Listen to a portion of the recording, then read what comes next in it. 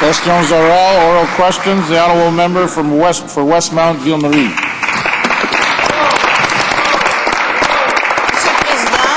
Mr. Speaker, all week this government has been all over the place and denied its promise in the election campaign not to impose taxes on the income trucks. But the government flip-flopped, changed its mind, and this decision has had disastrous consequences for very many small investors. Will the government finally admit its full responsibility for the losses of small investors?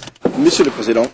Mr. Speaker, as the Minister of Finance said yesterday, this was a necessary decision. We had to stop the loss of revenue involving these major corporations. But I would like to know why the Liberal Party believes that major corporations should not pay their fair share of taxes.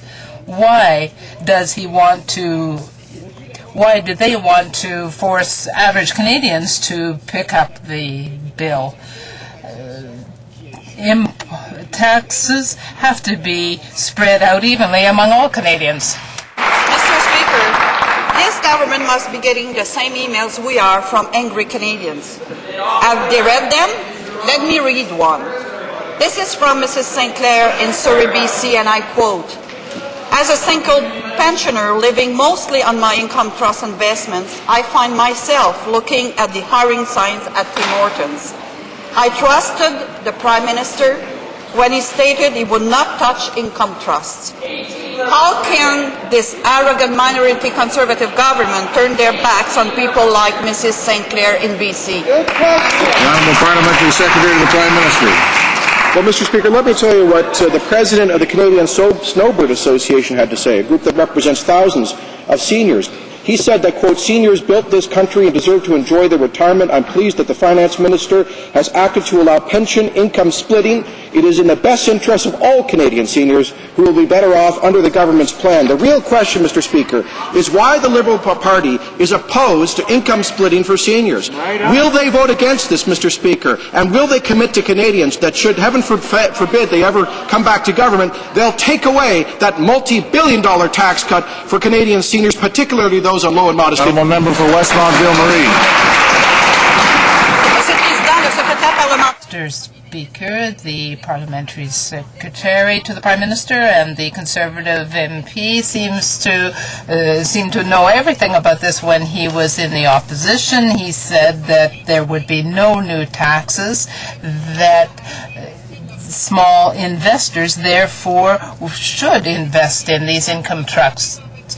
What can he say to these people that have to go back to work or do other things to compensate for their losses?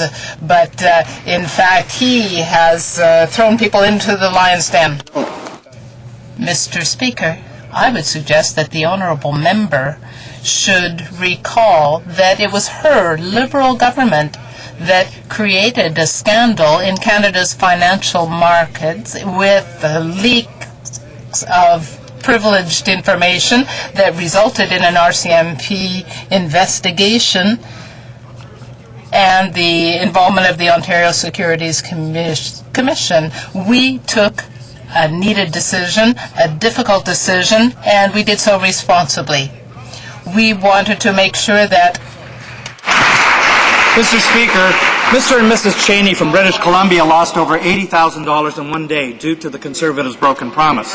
Mr. Cheney writes, and I quote, "We need our savings just to pay for our basic living expenses. My wife has a medical condition and requires $12,000 each year for uninsured medical prescriptions," close quote.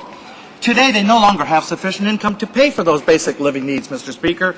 And yesterday, the government insultingly told them, just take a Valium. Does the government have no compassion for devastated Canadians like Mr. and Mrs. Cheney? The Honourable Parliamentary Secretary to the Prime Minister. Mr. Speaker, of course, we are always concerned when there are market fluctuations that affect people. We would encourage everybody to be responsible and patient investors, and inevitably the markets will stabilize, as they have already begun to do. I would also point out, Mr. Speaker, that we are creating the macroeconomic conditions that will be helpful to all Canadians, including seniors. Today, unemployment down to 6.2%, Mr. Speaker, and the person that the member cites from and all of the Canadian seniors will benefit from pension splitting, from an increase in the age amount. Canadian corporations will benefit from reduction in the general corporate rate, and there's also been, of course, Mr. Speaker, a dividend tax cut. Mr. Saugus South. Mr. Speaker, Canadians are telling parliamentarians that the Conservatives misled us just to buy our vote, and then they stole our hard-earned savings. Mr. Shaw of Alberta writes, and I quote, "I don't expect to ever recover from my losses. I would defend this country with my life, but I never expected to be betrayed by it," close quote. Will the government now demonstrate accountability, admit they broke their promise, and apologize to Mr. Shaw and all Canadians for the devastation they have caused? Honourable Parliamentary Secretary.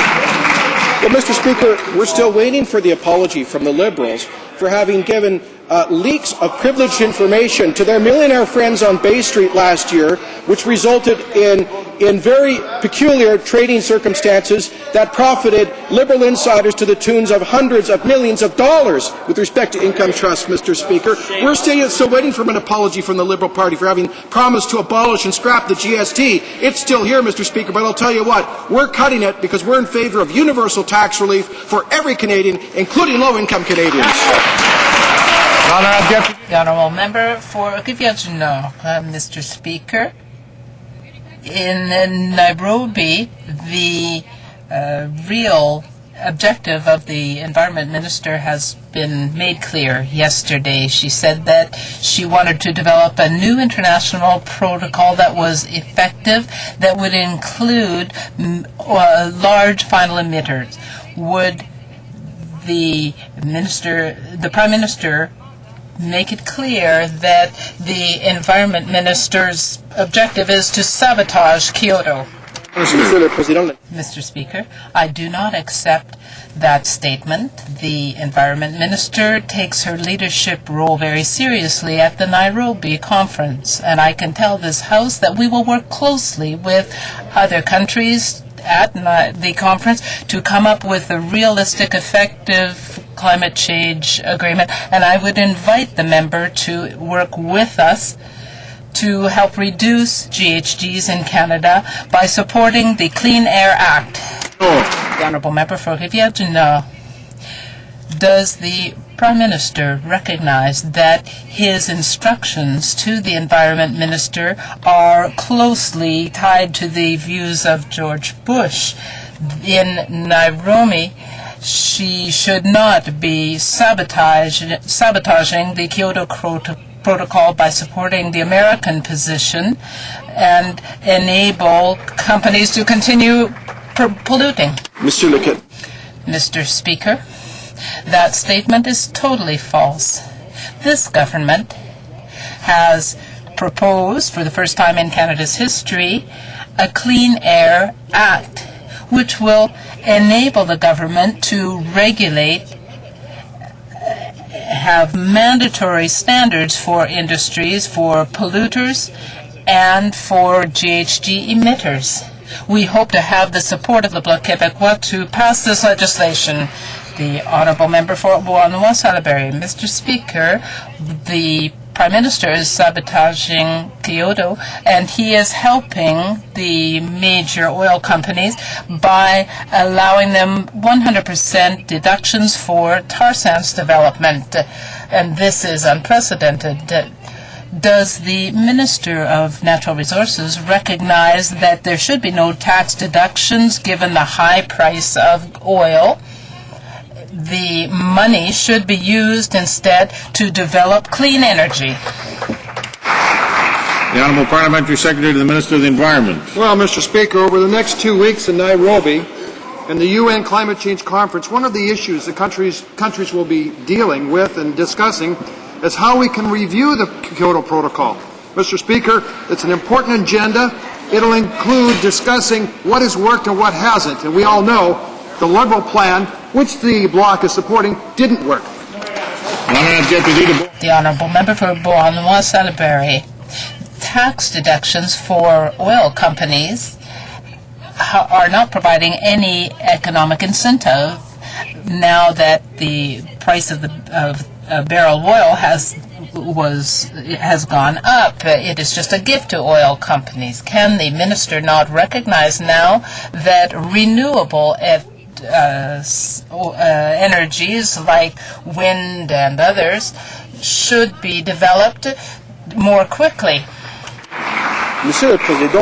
Mr. Speaker, our budget last spring, which was supported by the Bloc Québécois, offered tax incentives for those particular industries, renewable industries. Mr. Speaker, we offered no tax measures to subsidize the oil industry. On the contrary, this industry is concerned about our obligation to force all industries and companies to pay their share of taxes under the income trust decision. Flagrant flip-flop on the income trusts is just another example of the promises that they enjoy breaking, apparently, with a certain degree of celebration over here. Let's think of some other ones. They said that they would never do anything but appoint elected MPs to the cabinet. And they turned right around and took a conservative bagman, put him in the Senate, and put him in the cabinet, breaking a promise. They said they'd do something to clean the air, and their act makes it dirtier. And then they promised that they would do something about wait times. It was one of their top 5 priorities. What have they done? Absolutely nothing. There's 4 million Canadians on the waiting list. The Honourable Parliamentary Secretary to the Prime Minister. Well, Mr. Speaker, I'm not sure there was a question there. All I can say is that this government is proud of our record, and we are proud of the fact that on our major commitments that in only 9 months, with substantial opposition from the other parties, that we have done so much for average Canadians, from our GST tax cut to delivering on the universal child care allowance to providing, Mr. Speaker, for restoring accountability to government through the Federal Accountability Act, and by trying to make serious criminals do serious time through our justice reforms. It would be nice to see that member cooperate with the honourable member for Toronto Danforth. Mr. Speaker, you really have to ask yourself, with so many broken promises, why anybody should believe anything that the Conservatives say, either in this House or in by-elections that they're running in right now. On a la situation en Repentigny, par exemple. In Repentigny riding, for example, there we have this liberal flip-flop government that says one thing during the election campaign and other things after. The Minister of Public Works was appointed to the centre, to the cabinet rather. He could be running in Repentigny, but he is not taking part in any democratic process. Mr. Speaker, the NDP leader is talking about an election in Quebec, but I would remind him that in our whole history since Confederation, that the NDP has had only 1 seat in Quebec. We are proud of what we are doing in Quebec. We are keeping our promises to Quebecers, and we will continue to do that in the area of justice, in tax reduction, and we keep our promises. Mr. Speaker, emails and phone calls are flooding members of Parliament offices. Citizens are furious. The voters in London North Centre know that the broken promise of this Conservative Party is costing Canadians their savings. Can the Parliamentary Secretary tell this House that the Conservative candidate in London North Centre is knocking on doors to apologise to Canadians for this broken promise? Or, like the Minister of Public Works, does she tell them just to take a value? It's shameful. The Honourable Parliamentary Secretary. Mr. Speaker, I can tell you what that candidate will be saying, as well as all members of this government, that we believe, unlike the Liberals, that big companies have to pay their share of taxes, Mr. Speaker. We don't believe in big tax holidays for major corporations. And we do believe in tax fairness for seniors, Mr. Speaker, which is precisely why the Finance Minister has announced measures to provide income splitting for pension income, to raise the age amount in the tax system, and also to promote productivity by cutting the general corporate amount and the taxation on dividends, Mr. Speaker. We stand for the interests of all Canadians, not just big corporations. Honourable member for Kitchener-Centre. Mr. Speaker, constituents in London North Centre are sending emails and calling to say they feel betrayed. This government broke its campaign promise, wiping out their savings. One constituent, Ken Fast, wrote, "It appears that all my work for the Conservative Party was in vain." And then, Mr. Speaker, he went on to describe that party in what is, quite frankly, very unparliamentary language. Why won't this government apologize to all Canadians, especially the voters in London North Centre, before they sell them another stack of broken promises in this by-election? That's right. The Honourable Parliamentary Secretary to the Prime Minister. Well, in fact, Mr. Speaker, this is a government that keeps its promises. And one of our promises was to protect seniors in terms of the taxation system, which is precisely what we did by allowing pension seniors to split their pension income, which means that a couple of seniors with a $40,000 pension income will save $2,200 in taxes under these changes, Mr. Speaker. And it's true. It's true that the phone companies and the big banks and the big oil and gas companies, yes, Mr. Speaker, they will have to pay their fair share of taxes, and that's what Canadians expect. That's what this government believes in, fairness for all. The Honourable member for Hull-Alma. Mr. Speaker, immediately after this government broke its promise to Canadians to not impose any new taxes on income trucks, the Minister of Public Works, Michael Fortier, said that Canadians who had lost their savings should take a Valium. Yesterday, Canadians lost about $5 billion, which brings the total to $30 billion since the beginning of the week. When will the Prime Minister tell the Minister of Public Works to apologize for his contemptuous remarks? Mr. Speaker, let us be reasonable. It is clear that the Minister of Public Works was simply saying that people should not panic during a period of fluctuation in the markets. And he was right in that, because clearly the financial markets have stabilized. We've seen an increase, in fact, in the Toronto Stock Exchange yesterday, and we saw unemployment drop, the Canadian market, and the financial markets are strong. Immediately after the Conservatives broke their promise not to tax income trusts, the unelected Minister Michael Fortier told devastated Canadians to take a Valium. And again yesterday, Canadians lost another $5 billion after the market plunged, putting the losses at more than $30 billion this week. Will the Public Works Minister apologize for his callous and insensitive remarks? The Parliamentary Secretary to the Prime Minister. Mr. Speaker, the Minister was simply suggesting that people not panic in the midst of short-term market fluidity. Perhaps the member of the Liberal Party would like to provide opposite advice and encourage investors to panic. I don't think that's responsible, Mr. Speaker. People who are invested in the stock markets, in any form of investment, need to take a long view with balanced, diversified portfolios. And what we have done this week is to create a more balanced taxation framework that creates neutrality and not perverse incentives for companies to structure themselves in a way that is unproductive for our economy and which allows them not to pay their fair. The Honourable Member for Jean-Lebert. Mr. Speaker, the Conservative government does not like the $3.9 billion figure, but that's what it would take to completely resolve the fiscal imbalance between Ottawa and Quebec. This is not the Bloc Québécois saying it, but the Minister of Finance, based on the report of April 2006, there was $1.8 billion, and I quote Mr. Audet say, "This is what we have asked for." Will the government meet Quebec's demands, providing $3.9 billion a year to resolve the fiscal imbalance? Prime Minister.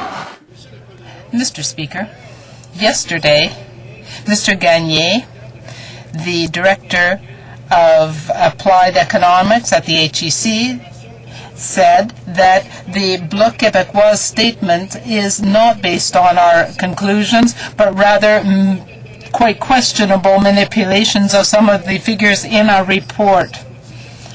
To come to that figure, the Bloc Québécois is using fictional amounts. The recommendation was not that. So these are fictional figures, but we live in the real world. The Honourable Member for Jean Lebert. Mr. Speaker, the Prime Minister should listen to the Quebec Minister of Finance. The reason the Conservatives don't like the figure of $3.9 billion is because they are looking to erase their promise on the fiscal imbalance to Quebec. Will the Prime Minister respect his solemn promise to provide the $3.9 billion and get rid of the fiscal imbalance? The Parliamentary Secretary. The government will meet its commitment to eliminate the fiscal imbalance during its consultations with the provinces, but it is not using the figure used by the Bloc. This is a powerless party that does not have any role in Quebec. They're using the figure of $4 billion. Why not $20 billion? But, Mr. Speaker, we are working closely with the Quebec government to resolve the fiscal imbalance, which is something the old government did not do. The Honourable Member for Marc-Aurèle-Fortin. Mr. Speaker, there is another erreur. If there were to be another erreur case, or if someone was in another country in some terrible prison or at risk of torture, would the minister be of the opinion that the information should be provided so that the cabinet could take a proper decision? Safety.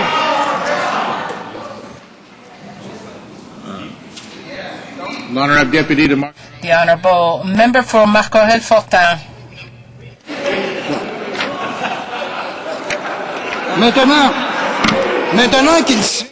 Now that he knows that this information was hidden from the minister responsible for the RCMP,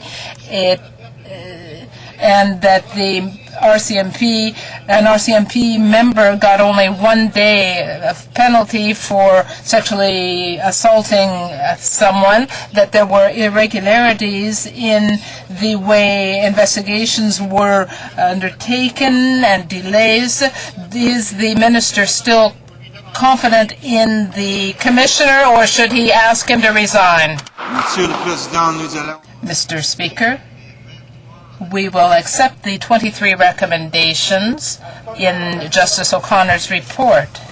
We will accept those recommendations because we are confident that our system will be stronger and more effective because of the good recommendations of Justice O'Connor. The Honourable Member for Notre-Dame-de-Grâce. Mr. Speaker, for the 4th time this week, I would ask the Prime Minister, and not his Parliamentary Secretary, nor his Minister of Public Safety, to answer the question put by Haider Kadam. He must be starting to understand this since I've asked this question 4 times. Haider's question is simple. Why abolish a gun registry that has proven itself, that has saved lives, and no longer costs anything to, costs very little to maintain? The Honourable Minister of Public Safety. The situation at Dawson College was a tragedy, and we want to avoid further tragedies. That's why we want to have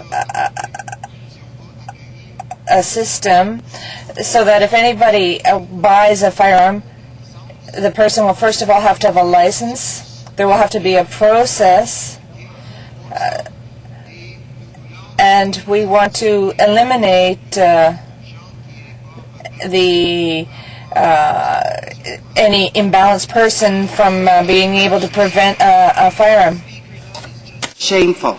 Mr. Kadim's question is about the gun registry, and the minister's answer is about gun licensing.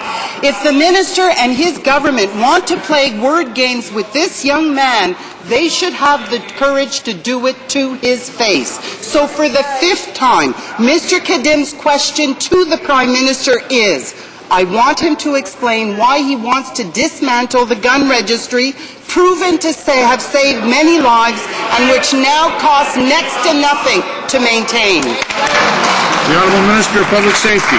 First of all, Mr. Speaker, I've put in some calls. My office has put in some calls. I would sincerely like to meet with Mr. Kadim. His press secretary has informed us that he's very busy, and I'm going to be in Montreal next week or the week after, any time at all he would like, because in fact, Mr. Speaker, we're on the same page. We want to see more effective gun control. We want to see crime reduced.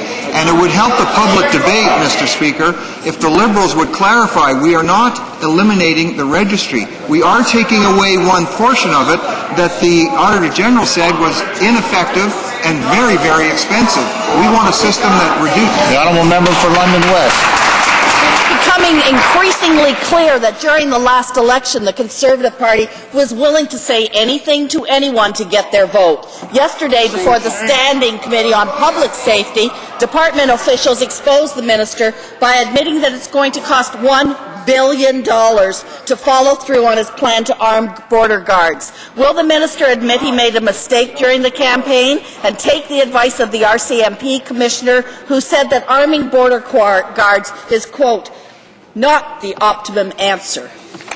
The Honourable Minister of Public Safety. Speaker, there's a numbers game going on here being played by the Liberals. The fact of the matter, in this budget which was tabled, we committed $1.4 billion to safety and security for Canadians, including making our borders stronger.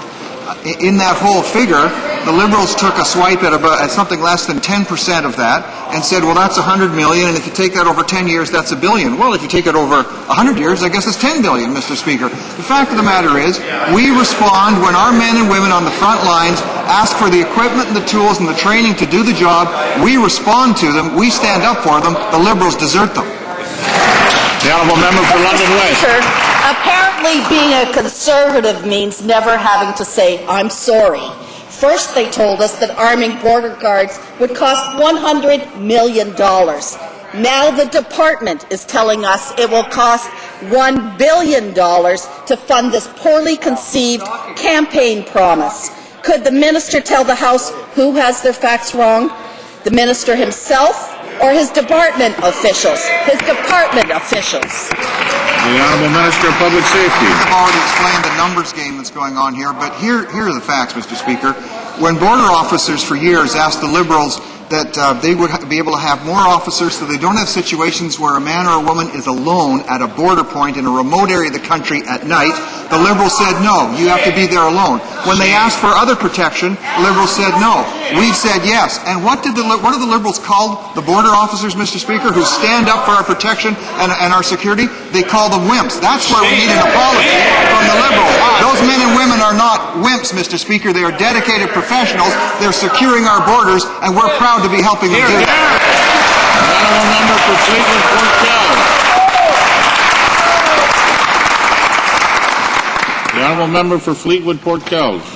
Mr. Speaker, very recently in Fiji, there have been threats of possible action against the democratically elected government by some elements of the Fijian armed forces. This action could result in political instability in that region. Can the Parliamentary Secretary to the Minister of Foreign Affairs please share the government's reaction to this news? The Honourable Parliamentary Secretary to the Minister of Foreign Affairs. Mr. Speaker, I want to thank the member for her question. Mr. Speaker, Canada is very concerned about the threats made by the democratically elected government against the democratically elected government of Fiji by the commander of the military forces. Canada believes in freedom, democracy, human rights, and the rule of law. It is critical that the armed forces in Fiji respect these principles. In addition, although the situation remains calm, the government is urging all Canadians to maintain a high level of personal security awareness, monitor news reports, and follow the advice of local authorities. Thank you. Honourable Member for Nanaimo Cowichan. Mr. Speaker, Aboriginal leaders across the country were shocked to hear the Minister of Indian Affairs didn't think Canada was responsible for resolving the land dispute at Caledonia because it predated Confederation. While many of the treaties in this country were signed pre-Confederation, The Conservative government is trying to duck its responsibility to settle land claims. When will the minister take responsibility, stop bickering with the province, and solve the crisis? The Honourable Parliamentary Secretary of the Minister of Indian Affairs. Thank you, Mr. Speaker. Canada's position is that pre-Confederation specific claims are in fact a shared responsibility. And the best way to solve these claims is through cooperation with, of course, the province and First Nations. We will continue to do so. But unfortunately, the Government of Ontario has been political grandstanding on this issue. We want to return to prudent, responsible negotiations. That's right. Honourable Member from Nanaimo Cowichan. Well, Mr. Speaker, the world is paying attention to how poorly this government is treating First Nations. This week, Iran, notorious for its human rights abuses, called Canada to task for its treatment of Aboriginal peoples. It is shameful that this government has decided to abandon 20 years of work and vote against the UN Declaration on the Rights of Indigenous Peoples. Will it commit to supporting the Declaration and resolving the situation in Caledonia so that Canada can hold its head up in the United Nations instead of lowering it with shame? The Honourable Parliamentary Secretary of the Minister of Indian Affairs. Mr. Speaker, our government will take absolutely no lectures from the government of Iran on the rights of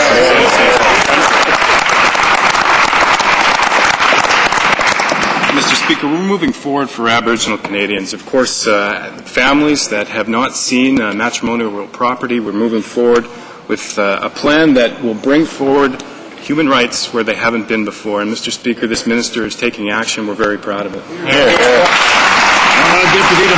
The Honourable Member for Madawaska-Ristikouche. Mr. Speaker, despite the fact that fish stocks is going down throughout the world, the Conservative government refuses to take the necessary steps to protect the industry on the Atlantic side. Last month, the government decided it wouldn't support the international moratorium on ground fisheries. Now we have irrefutable evidence that the fish stocks are in serious danger. Will the government do anything about this? Mr. Speaker, this is a very legitimate concern. It's something we've been aware of for quite some time. That's why we completely revamped NAFO. That's why we're taking the leadership at the United Nations, because we have to preserve and regrow our stocks, we have to preserve our habitat, and we have to protect the ecosystem. If not, we could end up in such a disastrous situation. The Honourable Member for Madawaska-Ristikouche. Mr. Speaker, the consultant is done, but now we have to take action. Every day, fish stocks and seafood stocks are declining. The Atlantic Ocean is really dying. The only way to protect fishing is to take immediate action, like the rest of the international community. Mr. Speaker, will the minister finally admit that we have to deal something with these, with the dredging of the ground seafloor? A couple of things. Number one, Canada has taken leadership in approaching this crisis by using the precautionary principle, not only ourselves, but encouraging other countries around the world. We have taken leadership. The member might be talking about bottom trawling, one subset of major problem base. We are not the only country by ourselves. All the fishing nations in the world support Canada's stand, because that's only one part of the problem. We have to deal with the full problem, Mr. Speaker, or we are going to be in trouble. The Honourable Member for Disnessy, Mississippi, Churchill River. Mr. Speaker, hot on the heels of the broken income trust promise, here's another example of the Conservatives failing to honour campaign promises. As we now know, the Conservative election platform is apparently a farce. Nevertheless, they promised real compensation for First Nations, Métis and Inuit veterans. The Prime Minister even repeated so much in a radio campaign in my riding. It's now clear that after 10 months that the promise of immediate action has been broken and there is no sign of any action whatsoever. Why is this government refusing to keep its promise to Aboriginal veterans? The Honourable Minister of Veterans Affairs. Mr. Speaker, this year our government is spending $352 million more than the previous government on all veterans, including Aboriginal veterans, Mr. Speaker. We'll continue to talk to veterans groups, including Aboriginal veterans, which I have, Mr. Speaker. We're committed to making lives of all veterans better, and you can count on this government continuing to do that, Mr. Speaker. The Honourable Member for Mississippi, Churchill River. As we approach Remembrance Day, they deserve to be honoured. Action needs to be taken immediately. but all they get are hollow excuses. These veterans gave up more than their security when they signed up. First Nations veterans gave up their treaty rights. Métis veterans were not allowed to identify as Métis, yet they signed on to fight for this country in unprecedented numbers.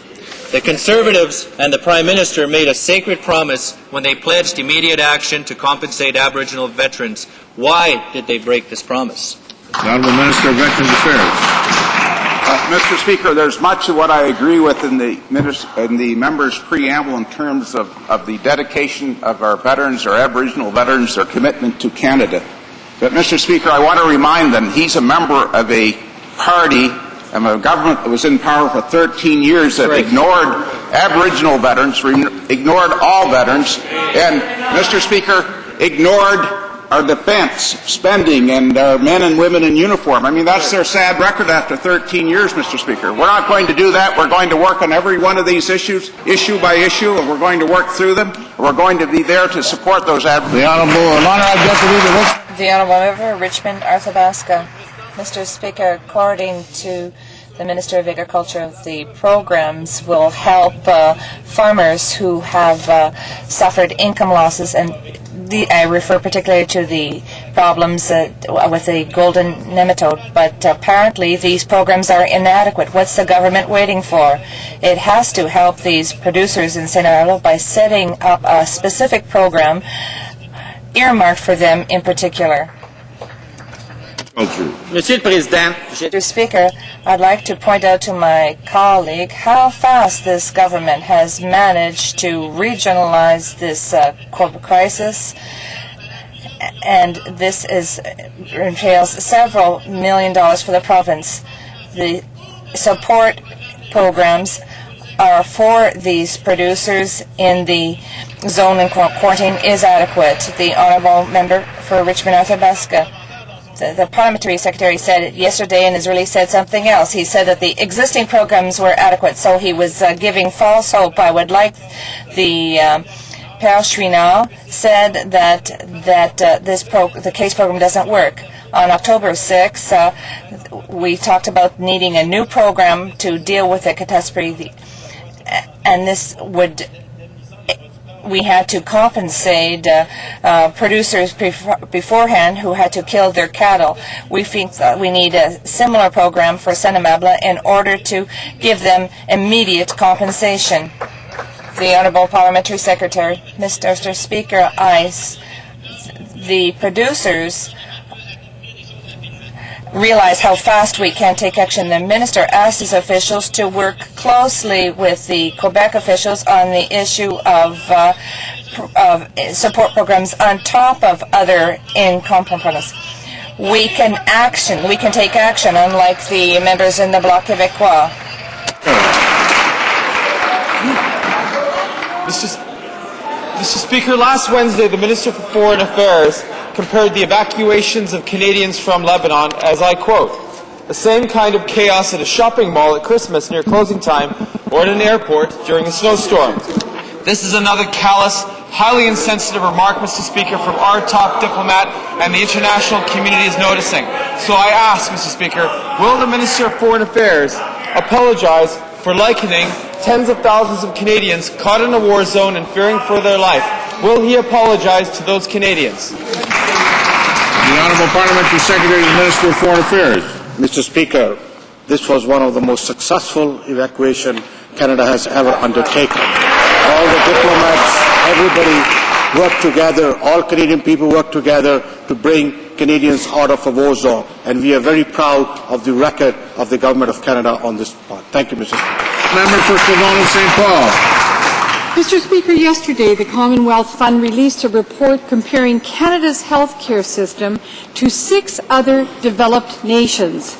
Can the Minister of Health inform the House on the judgment of Canada's physicians who were polled for this study in regards to the previous Liberal government's legacy on our health care system? The Honourable Minister of Health. Well, thank the Honourable Member for the question. And indeed, it is a stunning indictment after 13 years of Liberal misrule when it comes to the funding of our health care system. Mr. Speaker, after that mismanagement, it's not surprising that physicians had this point of view when it came to our health care system. But Canada's new government, Mr. Speaker, is taking action to reduce wait times, improve the quality of health care, $1.2 billion extra dollars this year alone for our health care system. Mr. Speaker, we are acting for Canadians and for health care. Member for Western Arctic. Mr. Speaker, the languages that were first heard in Canada are dying, and this government is lending a helping hand. In the Northwest Territories, the number of Aboriginal people fluent in their languages fell from 59% in 1984 to 44% in 2004, and the figures are even worse for the rest of Canada. Soon languages that have been spoken in this country for millennia will be gone. With a $13 billion surplus, can the Minister please explain why this government has cut $160 million from Aboriginal language program? Hear, hear. The Honourable Minister of Canadian Heritage. Mr. Speaker, the previous government has, in its usual way, always sets aside some monies and makes some big announcements. They did nothing with that money. There were no plans. We intend to work with the groups to ensure that these languages, some of which are very, very in jeopardy, we're going to make sure that the language and the culture of the Aboriginal communities is there. And in fact, Mr. Speaker, this government has committed $40 million of permanent funding for the Aboriginal Languages Initiative. For Western Arctic. Inuvialuktun, Gwich'in, North Slavey, South Slavey, Chippewan, Tlicho, Cree, Beaver, Hare, Michif. All these languages in my riding and many others across the country could become extinct without proper funding. Mr. Speaker, the Minister calls her work reallocation of funds.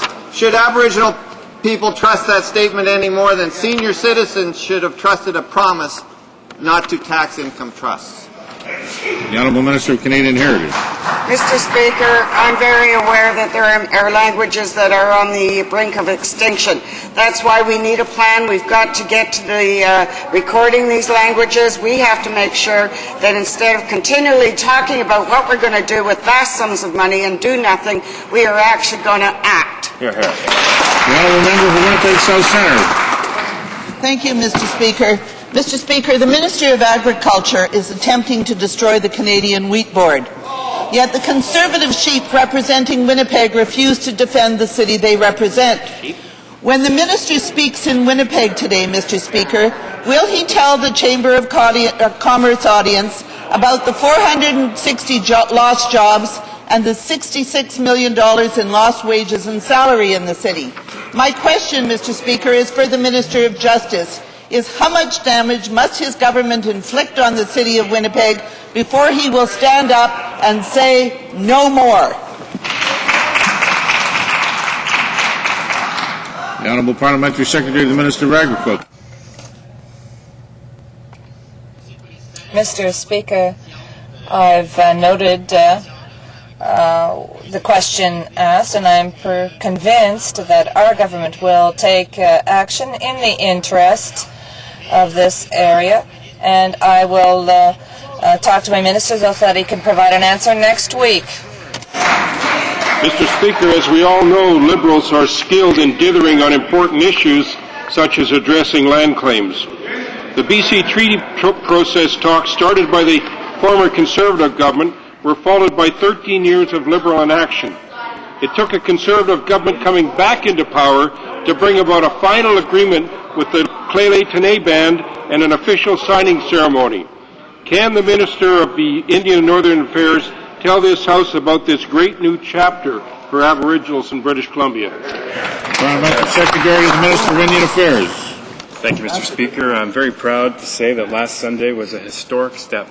The first modern treaty signed a ceremony to mark the final agreement in British Columbia, Prince George, with the Lheidli Band. Mr. Speaker, BC Minister Mike de Jong said, "We're actually seeing things accomplished after years of frustration." And this morning's National Post wrote, "It's a realistic and workable solution that could be the model native agreement throughout BC and the rest of Canada. It only took Canada's new government a few months to act and get things done, not decades like the former Liberal government." The Honourable Member for Argenteuil-Papineau-Mirabel. Thank you, Mr. Speaker.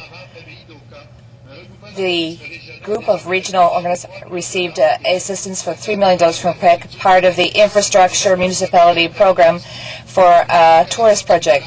We're just waiting for the federal part so that the project can go ahead. Can the Minister of Transport, who is responsible for this agency in Quebec, will give us the $3 million necessary so that the project can go ahead?